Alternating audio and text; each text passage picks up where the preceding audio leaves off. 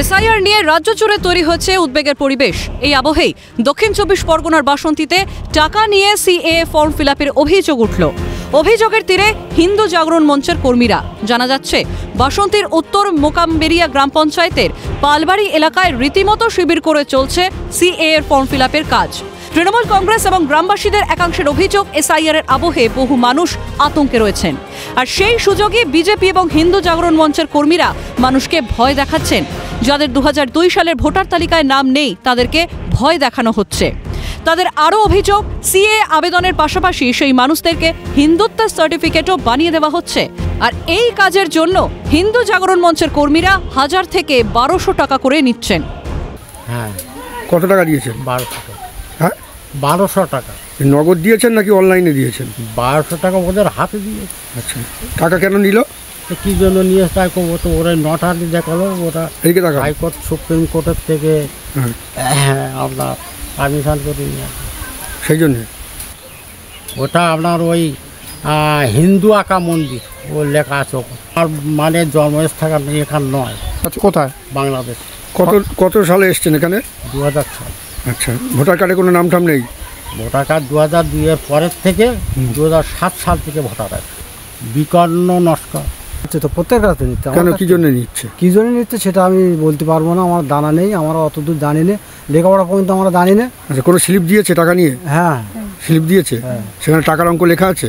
টাকার অঙ্ক লেখা আছে কিনা সেটা জানো না, তবে স্লিপটা দিলে আমরা বুঝতে পারবেন। বাসন্তীর বিধায়ক শ্যামল মণ্ডলের দাবি, সিএ এর নাম করে মানুষকে ভুল বুঝিয়ে মোটা টাকার বিনিময়ে ফর্ম ফিলআপ করানো হচ্ছে বিজেপির তরফে।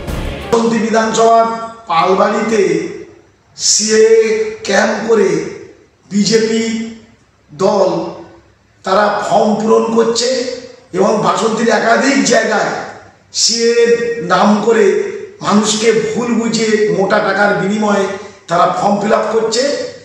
আমি মনে করি এটা সম্পূর্ণ বেআইনি এবং অবৈধ।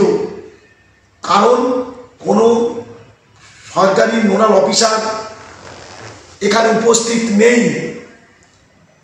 তারা অবৈধভাবে বেআইনিভাবে মানুষকে ভুল বুঝিয়ে মোটা টাকার বিনিময়ে সিএ ক্যাম্প করছে। আমি এর বিরুদ্ধে প্রতিবাদ করছি এবং আমি এটা ঊর্ধ্বতন কর্তৃপক্ষকে আমি জানাচ্ছি। বিজেপির যারা নেতৃত্ব বা যারা আছে তারা সাধারণ মানুষকে এসআইআরটাকে আতঙ্কিত মধ্যে ফেলার জন্য বদ্ধপরিকর এবং মানুষকে ভুল তথ্য দিচ্ছে, ভুল বোঝাচ্ছে। ওয়েস্ট বেঙ্গলে এরকম কোনো অর্ডার নেই যে সিএ করার জন্য যাদের বলছে তোমাদের নাম কেটে বাদ যাবে, আমরা সিএতে ফর্ম ফিলআপ করো, আমরা নাম তুলে দেবো, এই মিথ্যা প্রতিশ্রুতি সাধারণ মানুষকে দিচ্ছে। সেসব সাধারণ মানুষ আমাদের কাছে অভিযোগ করছে। সেই অভিযোগের ভিত্তি থেকে আমরা অবশ্যই তাদের বিরুদ্ধে আমরা অ্যাকশন নেব। যদিও হিন্দু জাগরণ মঞ্চের কর্মীদের সাফাই, ফর্ম ফিলআপের খরচ বাবদ এই অর্থ নেওয়া হচ্ছে। আবেদন করতে আসছেন, তাদের ডকুমেন্ট স্ক্রুটিনি করা, তাদের সমস্ত বিষয়।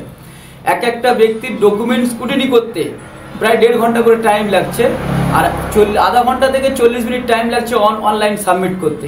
তাহলে এই যে টাইমটা যারা দিচ্ছে, যে সমস্ত টেকনিশিয়ানরা বসে যারা কাজটা করছে, যাদেরকে ট্রেনিং দিয়ে তৈরি করা হচ্ছে, তাদের একটা খরচার বিষয় আছে। সেই জন্য এইরকম একটা খরচার আমাদের একটা নেওয়া হচ্ছে। এই যে খরচার বিষয়টা আসছে, এই খরচাটা কিন্তু আমরা অত্যাধিক বলে অনেকে মিডিয়া প্রচার করছে, অনেকে বলছে কেবলমাত্র এলিজিবল সার্টিফিকেট দিয়ে নিচ্ছে, এলিজিবল সার্টিফিকেট দিয়ে নিচ্ছে, এরকম বিষয় কিন্তু নয়। যেটুকু তার লিগাল খরচা হবে সেই খরচাটা তাকে বহন করতে হবে। একই সুর বিজেপি নেতাদের গলাতেও। বিজেপির জয়নগর সাংগঠনিক জেলা সম্পাদক সমীর মণ্ডলের দাবি, মানুষ যাতে সিএএ সার্টিফিকেট না পায় সেই জন্যই এই চক্রান্ত করা হচ্ছে। অতএব এই বিষয়টা একটা গুলিয়ে দেওয়ার প্রচেষ্টা চলছে। এরকম করে সিএ ক্যাম্প বন্ধ করে দেওয়ার যারা চক্রান্ত করছে on behalf of my party এবং উদ্বাস্তু একজন প্রতিনিধি হিসাবে যদি বলতে হয় বলছি, এটা একটা লজ্জাকর ঘটনা। এবং সিএ ফর্ম যাতে তারা না পায় এবং সিএ ফর্ম ফিলআপ করতে না পায় এবং সার্টিফিকেট না পায়, তার একটা ষড়যন্ত্র মাত্র। বাসন্তীর এই ঘটনায় উঠছে একাধিক প্রশ্ন। এসআইআর নিয়ে মানুষের মধ্যে কি অহেতুক আতঙ্ক তৈরির চেষ্টা চলছে? এই সুযোগ নিচ্ছে এক শ্রেণীর অসাধু মানুষ, প্রশ্ন ওয়াকিবহাল মহলের। হরিপদ মণ্ডলের রিপোর্ট, ক্যালকাটা নিউজ।